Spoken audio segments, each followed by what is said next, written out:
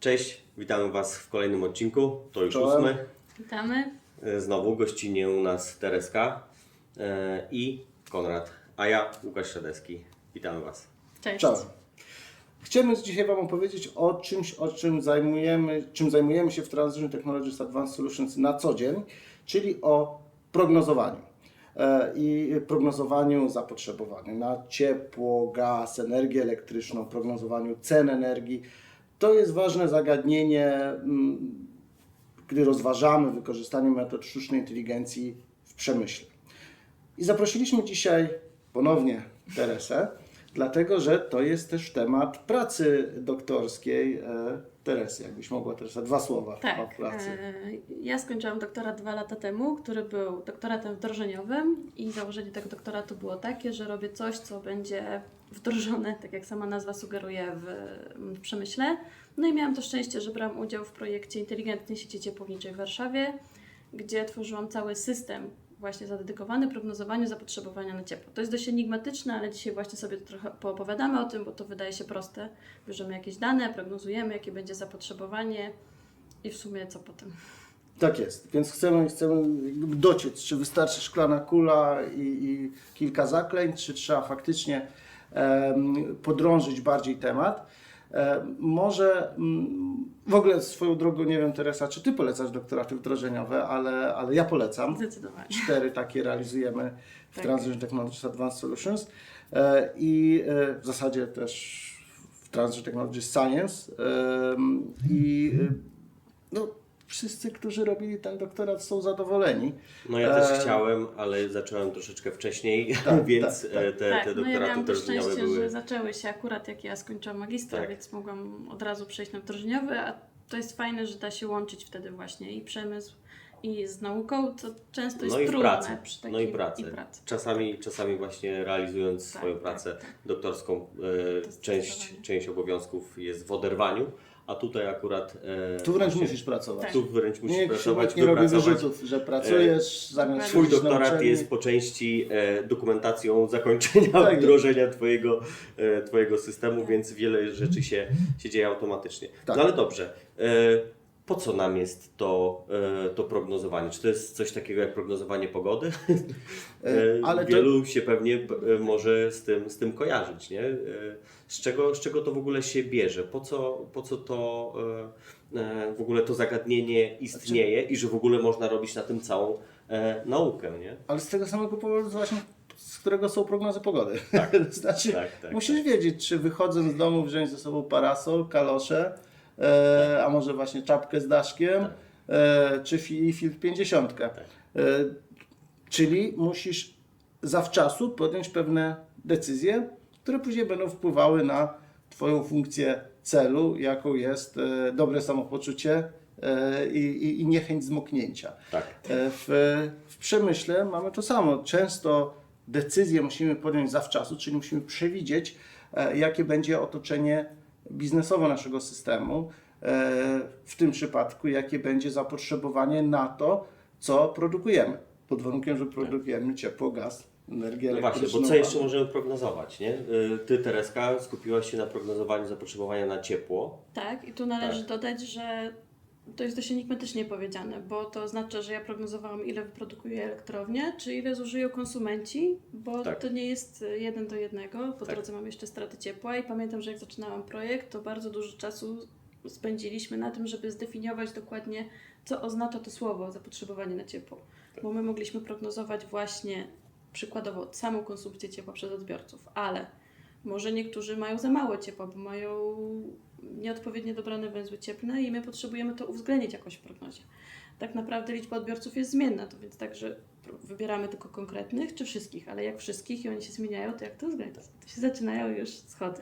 Tak, Czyli tak. No pierwszy krok to jest to zdefiniowanie, co oznacza to, co chcemy prognozować. Ale rzeczywiście podrożenie tego tematu, tak jak Tak. Teresa mówi, to nie jest prognozujemy zapotrzebowanie na ciepło, super. Nie. Bierzemy jakieś Dokładnie dane. co mierzymy, Tak. jak to mierzymy.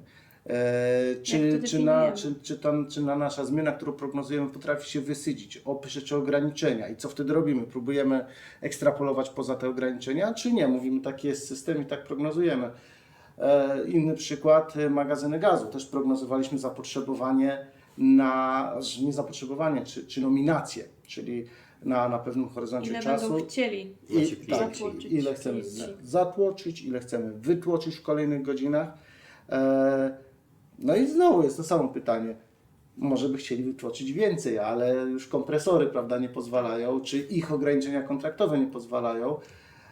A może właśnie uwzględniamy te ograniczenia biznesowe ich w kontraktach i tak chcemy na to patrzeć. To znaczy te ograniczenia są częścią systemu. Tak.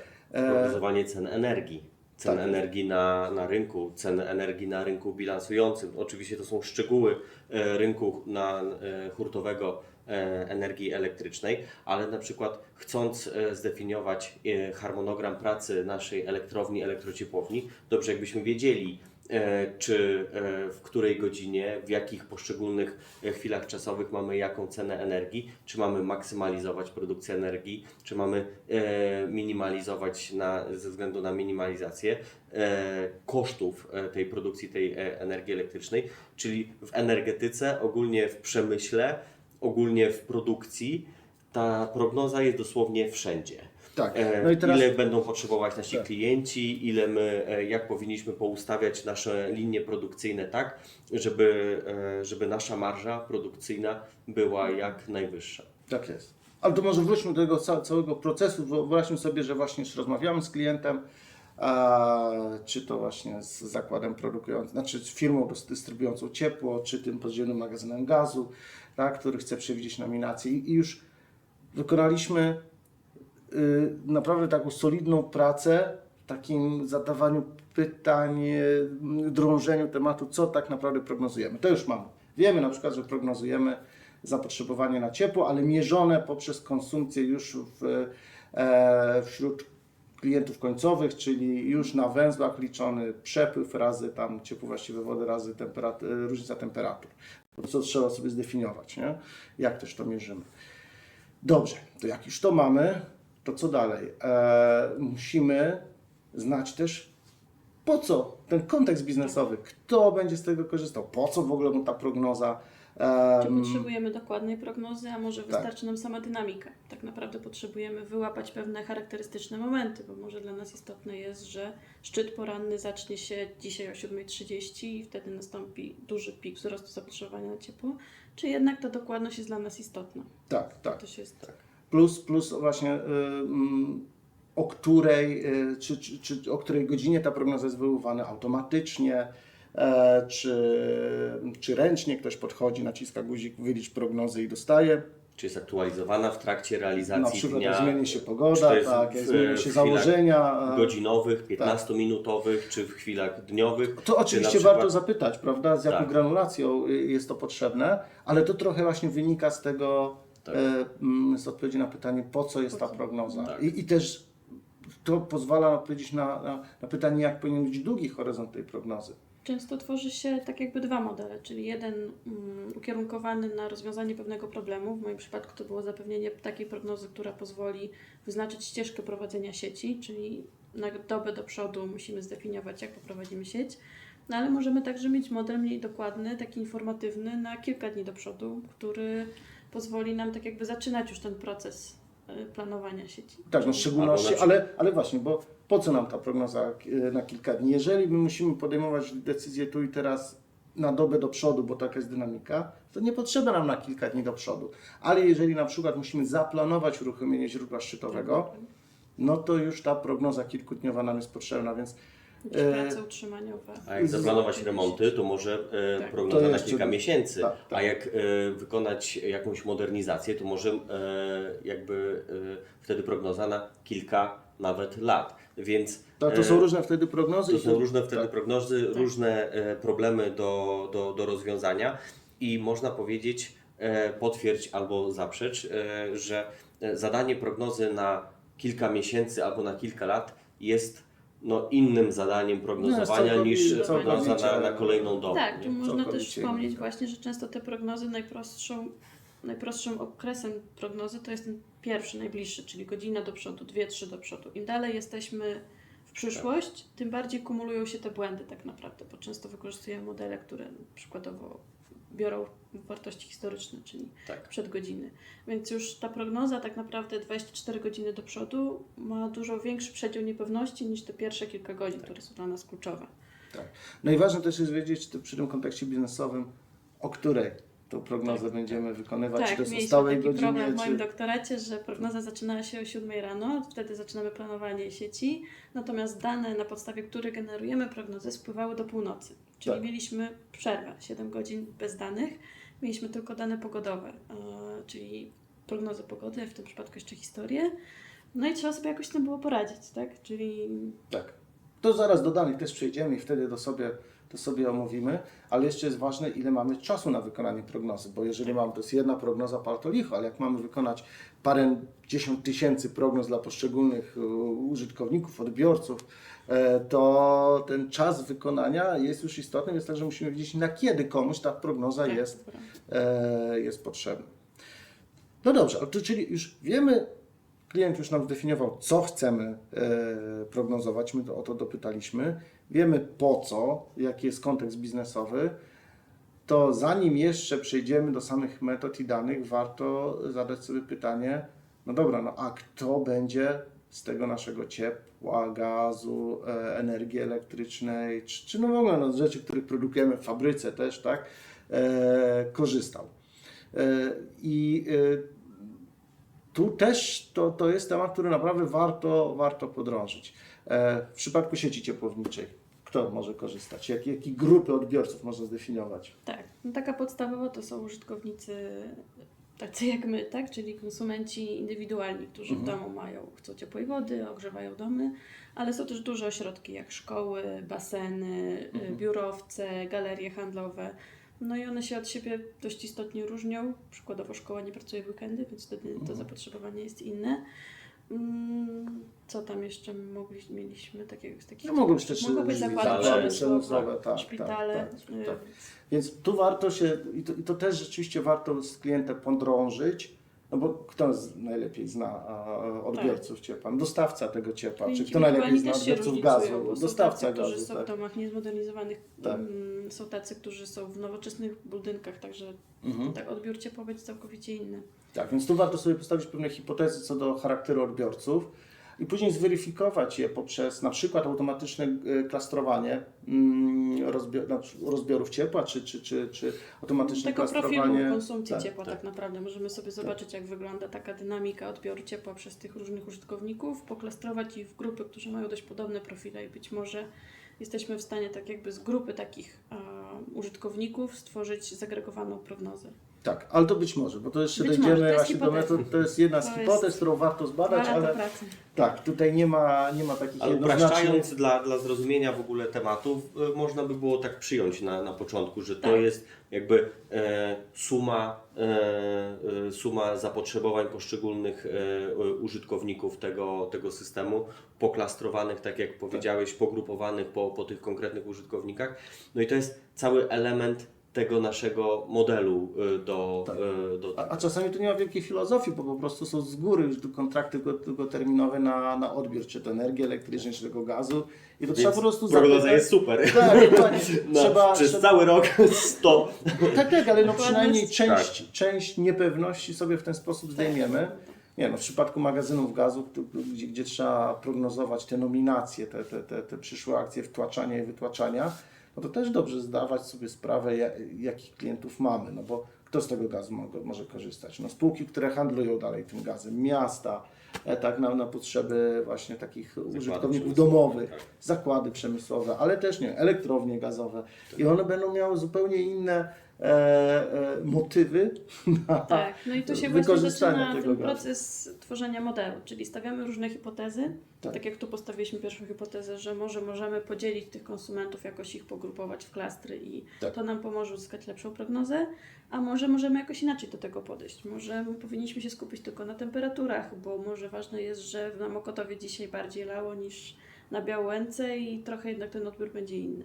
Więc ten proces tworzenia prognozy to jest tak naprawdę stawianie i testowanie różnych hipotez i potem wybranie tego, co się sprawdza najlepiej z punktu widzenia właśnie naszego kontekstu. Tak, ale właśnie to słusznie teraz właśnie mówię, że to jest taki proces, no to, ale to de facto Tak. proces Tak. naukowy, no to jest metoda naukowa, stawianie hipotez i weryfikacja, z tym, że przestrzegamy, myślę, jak tutaj we trójkę jesteśmy, przed tym, żeby nie za szybko wskakiwać po prostu, mamy jakieś Bierzemy dane, model wynik jest. i coś jest, tylko Nie, podkreślamy cały czas ten proces analityczny, który wcześniej trzeba zrobić, po to, żeby sobie wystukać tych hipotez, Czasem jest zweryfikować tak, je z klientem, tak, z danymi i dopiero wtedy świadomie, jak wiemy, co prognozujemy, w jakim kontekście biznesowym, kto korzysta z tego naszego medium, które prognozujemy, dopiero wtedy możemy zabrać się świadomie do To nie jest black wyboru box. danych i metod. To nie jest black box, nie? Że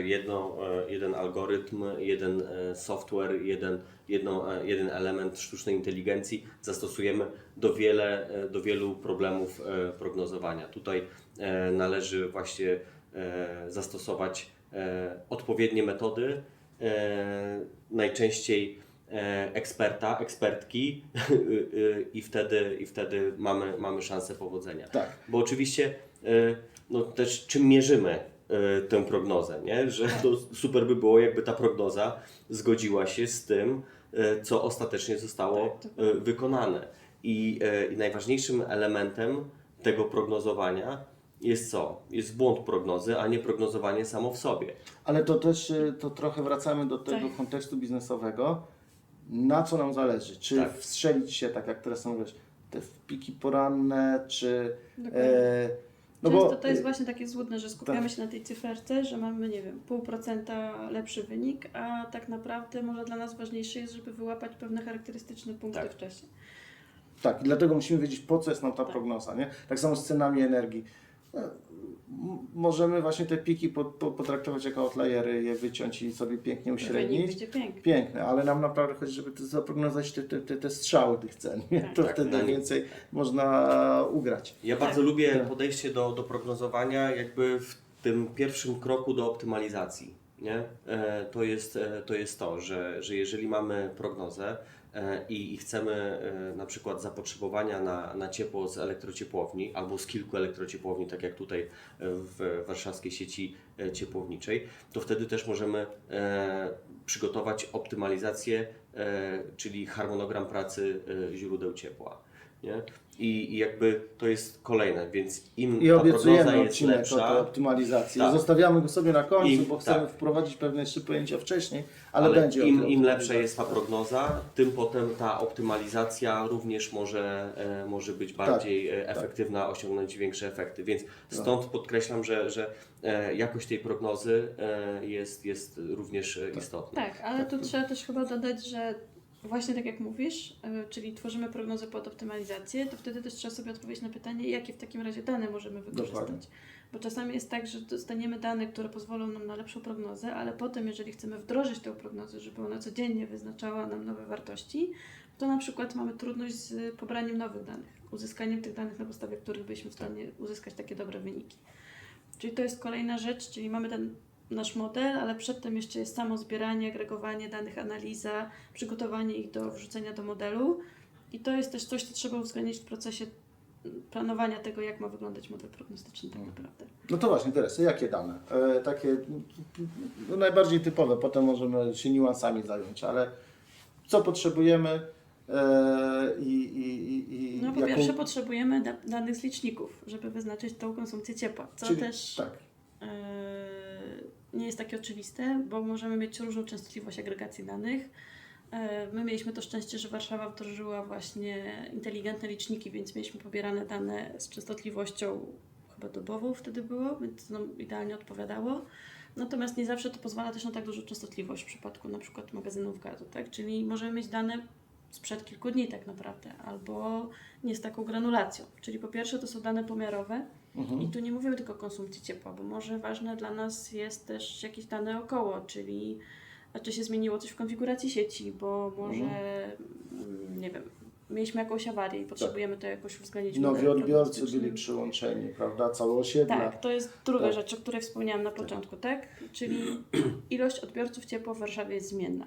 Trzeba to jakoś uwzględnić w modelu, bo jeżeli będziemy sumować raz 1000 odbiorców, a raz 1100, to będą nam wychodzić różne wyniki i nasz model tego nie uwzględni, więc trzeba jakoś to spróbować przeskalować, jakoś do tego podejść.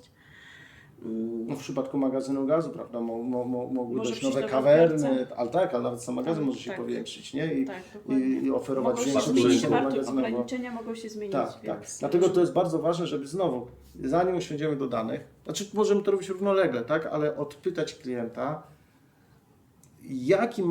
jaką mamy historię, która jest reprezentatywna dla obecnego działania systemu. To znaczy, czy w historii były jakieś takie zmiany, które były game changerami i powodują, że branie danych historycznych przed Okresem zmiany. przed tą zmianą no, może I nie że mieć też sensu. spodziewamy tak? się takich Tak, game changerów.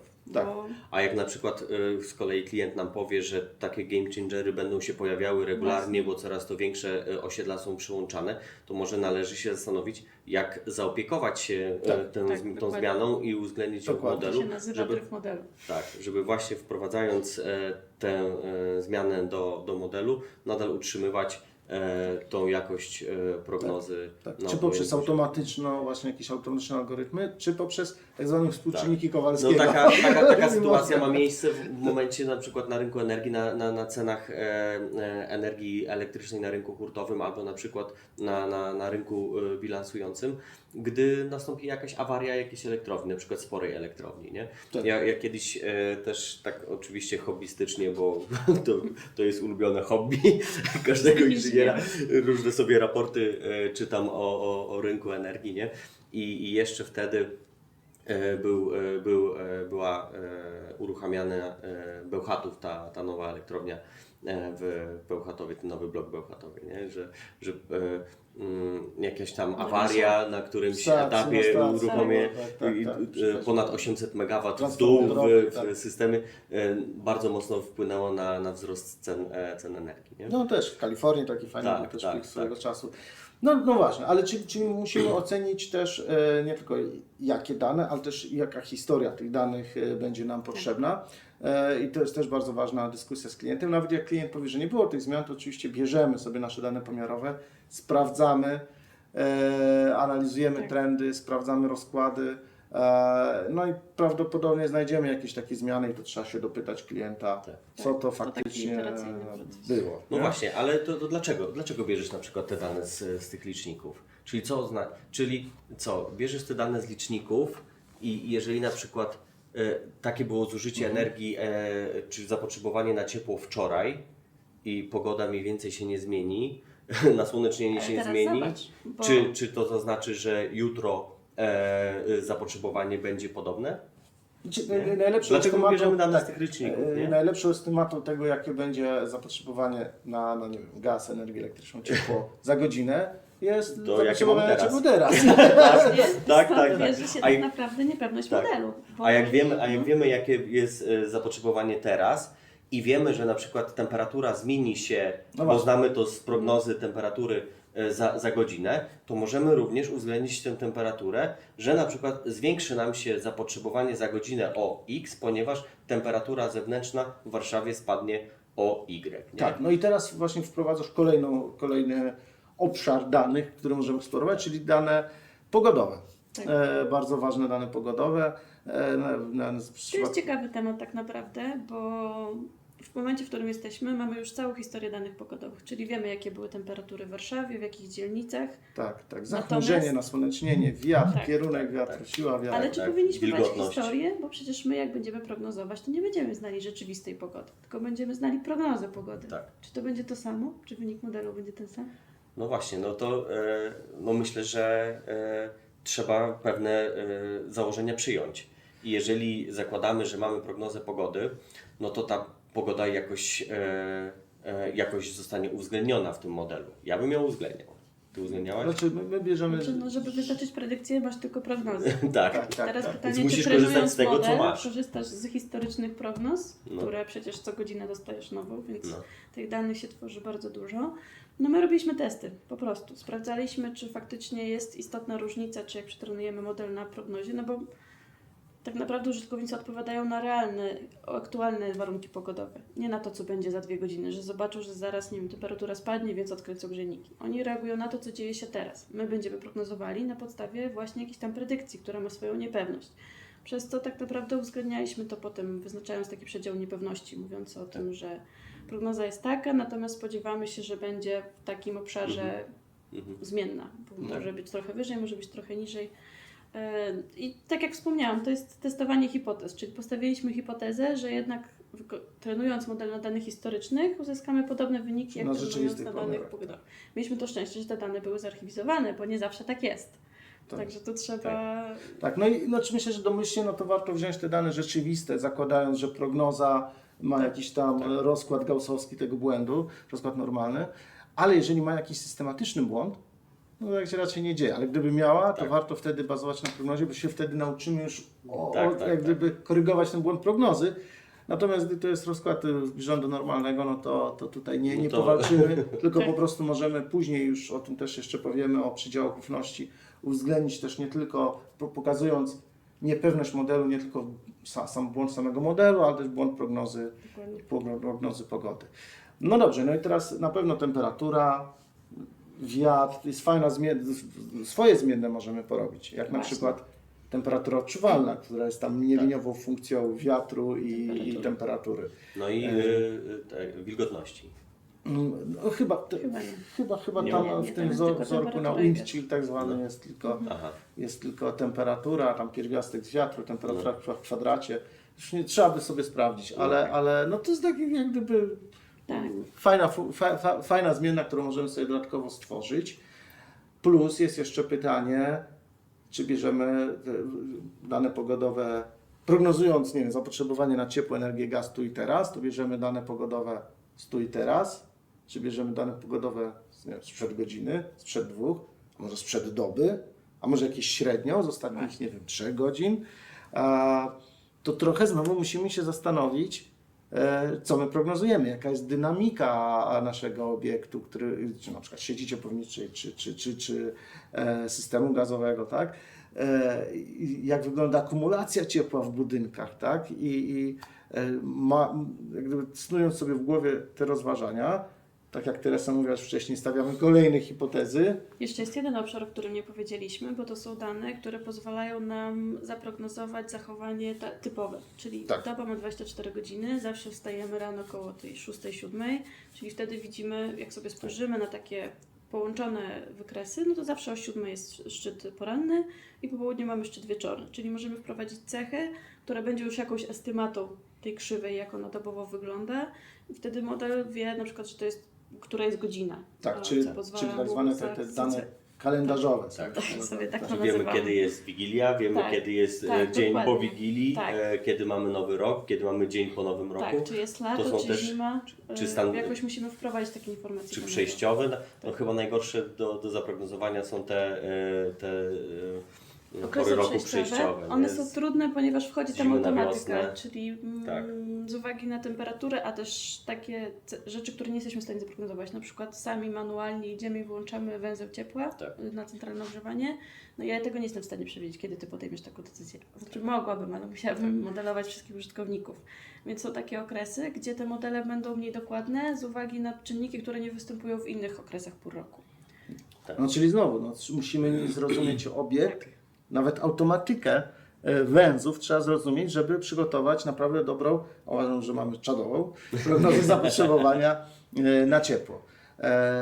No bo tu mówię, walczymy o te procent 2, 3, to już pewne niuanse grają rolę. Właśnie ta taka wiedza domenowa. Dobrze, czyli mamy te dane kalendarzowe, w tym, czyli godziny, miesiące, czasami lata, święta, ale święta właśnie gdzie? Też musimy się zastanowić, gdzie święta. Tak, czy to dzień roboczy, czy weekend uzgodniamy. Bo w tych magazynach gazu, na przykład jeżeli mamy klienta jednego z Niemiec, a drugiego klienta, nie wiem, z Włoch, to oni będą mieli różne święta. I to trzeba też uwzględnić święta w tych krajach, w których nasi potencjalni konsumenci tego naszego dobra, które prognozujemy, operują sobie. No, proszę pana, w Białymstoku, w Warszawie też jakoś inaczej się dokładnie. obchodzi święta, więc daleko nie szukając. Dokładnie. No i też jest kwestia kodowania oczywiście tych danych, no bo nie chcemy wprowadzać do modelu, można, no to jest jedna z metod, ale to jest powiedzmy pójście na skróty, które może odbić się czkawką, czyli kodowanie godziny, jako integera, jako No, liczby, tak. nie? Godzina Czyli możemy powiedzieć, 0, że to jest 1, 1, 2, 3, 4 do 23. Tylko, że jeżeli tak sobie zakodujemy godziny, no to wyjdzie, że Prawda, w zależności druga od jest modelu. blisko pierwszej, Tak. trzecia jest blisko drugiej, ale 23 w ogóle nie jest blisko Żadnej. północy, Tak. tylko jest w ogóle na innym końcu. Więc wtedy albo sobie właśnie hot encoding sobie Czyli możemy zrobić, tak. Wprowadzamy 23 cechy, gdzie każda cecha koduje zero-jedynkowo, czyli czy jest godzina pierwsza, tak lub nie, czy jest godzina druga, tak lub nie i wtedy tylko jedna z tych kolumn ma wartość 1. Tak. Albo sobie jeszcze kombinujemy, bo miesiące możemy przybliżyć też jednym sinusem, jednym kosinusem. Tak, No, tak. no Jak bo sobie to na wtedy- wykresie rocznym tak. zobaczymy, to tak. Dokładnie. A w przypadku sieci ciepłowniczej nawet jednym sinusem, dlatego że wiosna jest podobna do jesieni, pi razy oko i nie jest aż tak krytyczne. Znaczy krytyczne jest, żeby powiedzieć, kiedy nie trzeba grzać, kiedy tylko powiedzmy ciepła woda użytkowa jest wykorzystywana, a kiedy zaczyna się sezon grzewczy. Nie? Więc to znowu trzeba zrozumieć domenę, w której się Tak. operuje. Czyli mamy tak, jako dane, ta zmienna, którą prognozujemy, i historyczne wartości danych pogodowych, kalendarz, tak? Godziny, dni, miesiące, święta. No i to jest taka podstawowa paczka, która jest wykorzystywana prawie zawsze. Tak? Później możemy sobie myśleć, czy nie wiem, cena ropy na Tak, giełdzie czy jest możemy jakiś, jakoś uzyskać dane dotyczące tego, jak wygląda rozkład klas energetycznych budynków, bo Tak. może to jest istotne. Może dla nas istotne byłyby rzeczy dotyczące właśnie, jaki to jest typ budynku. Czy na przykład jak funkcjonowała sieć wczoraj, bo może to być tak naprawdę dla nas istotne. Tak, a jeżeli na przykład nie wiem, mamy magazyn gazu w Polsce, tak? I jednym z potencjalnych odbiorców czy klientów tego magazynu jest na przykład elektrownia gazowo-parowa, to być może wejściem fajnym do prognozy jest też prognoza generacji z OZE z PSE na przykład, nie? Tak, właśnie bo chciałam to- powiedzieć, że może prognoza cena cen ciepła, energii. gdybyśmy tak naprawdę tak. mieli zależnie od ceny ciepła, to też cena mogłaby być zmienna. Dokładnie. Tylko wtedy oczywiście, jeżeli sobie bierzemy takie bardziej skomplikowane zmienne, inne niż kalendarzowe, to musimy też przewidzieć ich wartości do Tak. przodu. To o tym To trzeba tą cenę pamiętać. trzeba przewidzieć. Bo tak nie? jak Tak, wspomniałeś, tak. dla nominacji zatłuczania gazu istotny jest wiatr, natomiast predykcja kierunku i siły wiatru jest Trudno. dość trudna. Tak, Tak. tak, Tak jak nasłonecznienia w pochmurne dni. tak jest. No dobrze, słuchajcie, to mamy dane. Nie zamykamy tym w żaden sposób zbioru danych. Zawsze trzeba się zastanowić nad jego poszerzeniem, ale to jest jakieś podstawy już są. To teraz jakie metody?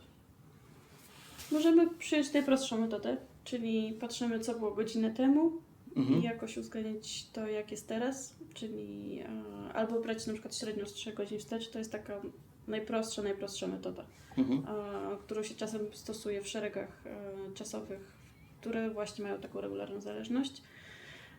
Natomiast my tu mamy dużo zmiennych zewnętrznych, takie nazywamy, czyli właśnie pogoda, zmienne kalendarzowe i ta metoda nie jest dobra do tego podejścia, więc możemy zastosować regresję liniową z jakąś regularyzacją, czyli patrzymy, jak nasze zmienne dane, które sobie wybraliśmy, kolumny, które stworzyliśmy, których może być dużo, to też możemy je sobie wybrać odpowiednio, to jest inny obszar selekcji cech. I tworzymy model właśnie, że nie wiem, temperatura razy to tam jakiś współczynnik plus temperatura godzinę temu razy jakiś współczynnik. Dobieramy sobie tak te parametry właśnie jakimiś metodami, żeby one nam stworzyły tą konsumpcję cech. Możemy oczywiście pójść w modele nieliniowe, bo to jest zawsze najtrudniejsze.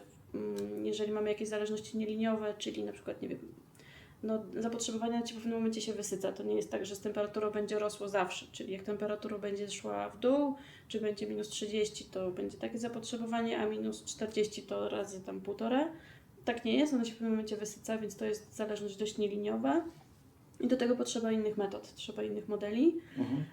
I na przykład można zastosować typowo sieci neuronowe. One sobie dobrze radzą z taką nieliniowością. W mojej pracy doktorskiej właśnie były wykorzystane sieci neuronowe. Natomiast warto się skupić trochę jednak na tej selekcji cech. Czyli nie wrzucamy wszystkiego do modelu, bo możemy różne modele tworzyć. Możemy tworzyć modele łączone, na przykład jak jest ten okres przejściowy, kiedy czasami są włączone wymienniki ciepła, a czasami wyłączone. Może warto wziąć 2 modele i potem je jakoś ze sobą łączyć, czyli jakoś wyłapywać ten moment przyłączenia. Czyli no model, Potem model, trzeba jakoś model skleić, sezon może grzewczy i warto. na Tak, sezon model zimowy, letni. model letni, model przejściowy. Tak. Czyli tych podejść mamy całkiem sporo. Dość prosto jest Rozmycie wejść w pomiędzy ten obszar. modelami. Dokładnie, tak. Są takie są debaty talmudyczne czasami właśnie, czy lepsze jest podejście Tak. z analizy szeregów czasowych, takie klasyczne Tak, metody, gdzie dokładnie. staramy się zdjąć sezonowość pewną, zobaczyć to, co mówiłaś, że mamy szczyty poranne, mamy mniejsze zapotrzebowanie, większe zapotrzebowanie, znaczy właśnie takie godzinowe, ale też miesięczne, roczne pewne wzorce i je sobie najpierw zdjąć. Tak. I to, co po tym zdjęciu tych wzorców takich typowych Tak. zostanie, to dopiero to sobie próbujemy uzależnić jakąś funkcją od, nie wiem, danych pogodowych właśnie, czy jeszcze innych zmiennych, które nam wpadną do głowy. Natomiast no, na drugim końcu jest takie podejście czysto machine learningowe, no czy to regresja liniowa, która jest tak powiedzmy, czy już właśnie bardziej nieliniowe, statystyka. Zaczynasz Czy- od regresji liniowej, tak. czy zaczynasz od Czy modeli, nieliniowe modele które już właśnie właśnie. modele właśnie są takimi pierwszymi, od którymi Regresja zaczynasz? liniowa robi się szybko, więc to jest zawsze taki baseline. Macierz korelacji w wybórcek. Tak, ale właśnie, no i zobaczcie, i tu my rzeczywiście często idziemy raczej w te podejścia machine learningowe, w szczególności teraz, one dają więcej, znaczy To też zależy, ile te mamy zdjęcie danych. tej sezonowości Bo często, prognozowanie no tak, zapotrzebowanie ciepła jest fajne, bo jest dużo danych. tak, jeżeli mamy dużo danych, to te zdjęcie sezonowości, liczymy na to, że tą sezonowość już się też nauczą te sieci neuronowe łapie, tak. i najczęściej ją łapie. To jest raz. 2, jeszcze mamy pytanie. Dobra, to teraz bierzemy sobie całą dostępną historię, Dokładnie. czy takie okienko, które powiedzmy ostatni miesiąc i na ostatnim miesiącu sobie fitujemy nasz model, I czy trenujemy. uczymy model, żeby przewidywał 24 godziny na raz? Czy może tylko godzinę do przodu, a potem Tak. krokowo będzie to predykcję wyznaczał? Tak. Więc tutaj jest szereg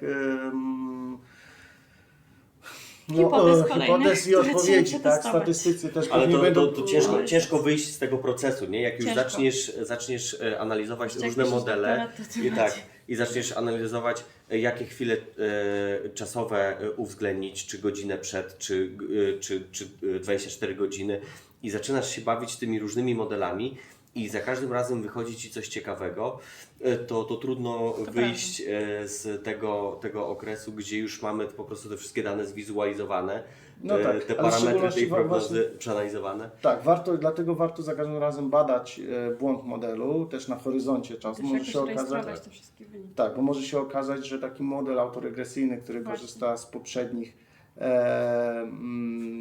pomiarów Tak. tej naszej zmiennej, którą prognozujemy, że na przykład z ciepła, które było godzinę temu, 2 godziny temu, nie, zapotrzebowanie na Tak. ciepło, to on będzie fajny w pierwszych godzinach, ale potem ten błąd prognozy będzie się kumulował i nam się Prawda, rozjedzie faktycznie. ten model. Teraz- No, w szczególności ten rozkład tego No, modelu, nie? jest Czy on nie jest większy. jakiś charakterystyczny, Tak.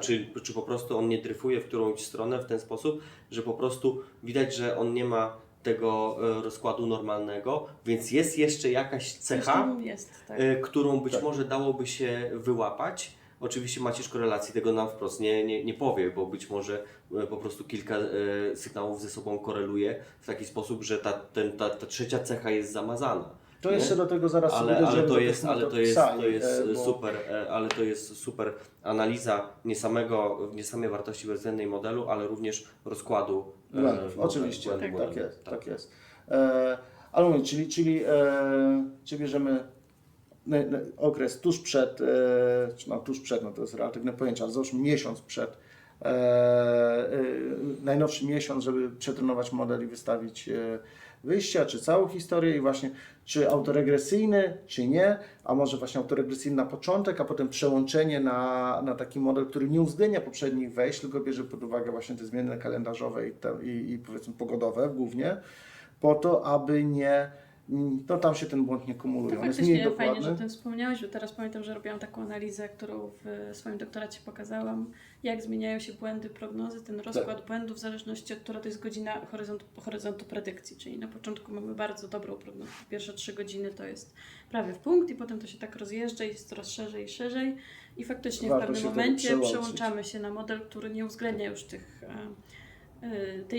nie ma w wejściu tak naprawdę tej prognozy, bo w pierwszej godzina ma dane historyczne, ale potem już jak chcemy uwzględnić zapotrzebowania ciepła sprzed godziny, no to w drugim kroku już musimy wziąć tą prognozę, czyli ciągniemy ten ogon i te błędy się nawarstwiają i faktycznie... No, Albo od razu można pociągnąć LSTM-em, też robiłem takie prace Można. właśnie, gdzie już ta dynamika jest, ta autoregresja, to bazowanie na wcześniejszych tak, wartościach są tak. wpisane w samą Tak. architekturę tej sieci. No i co możemy tak powiedzieć, że generalnie nam te sztuczne sieci neuronowe w tych projektach się dosyć sprawdzają. Nie? Że gdzieś koniec końców testujemy różne hipotezy, ale na końcu najprawdopodobniej Tak. wylądujemy z tą sztuczną niestety. siecią neuronową i ona okaże się najlepsza. Czasami jest to mniejsza sieć, czasami już taka rzeczywiście No właśnie. głęboka, ogromna sieć, ale tak, to zwykle daje najlepsze rezultaty. No dobrze, słuchajcie, mamy chyba, omówiliśmy wszystkie kroki tego prognozowania. Wyszedł nam w sumie duży odcinek, ale ważny temat wydaje mi ważny się. I temat. taki... Można by było jeszcze rozmawiać i rozmawiać. Tak. Tak. Także jeżeli macie pytania, walcie śmiało, piszcie w komentarzach, z przyjemnością na nie odpowiemy. A Tereska nie prognozuje wyników lotto chyba, czy prognozujesz Tego już? mieliśmy nie mówić. A. To tego mi nie powiedzieliście. Także, ale to już na osobnym vlogu w takim razie. No. Miłego dzięki. dnia, cześć. Pozdrawiamy. Dzięki. Cześć.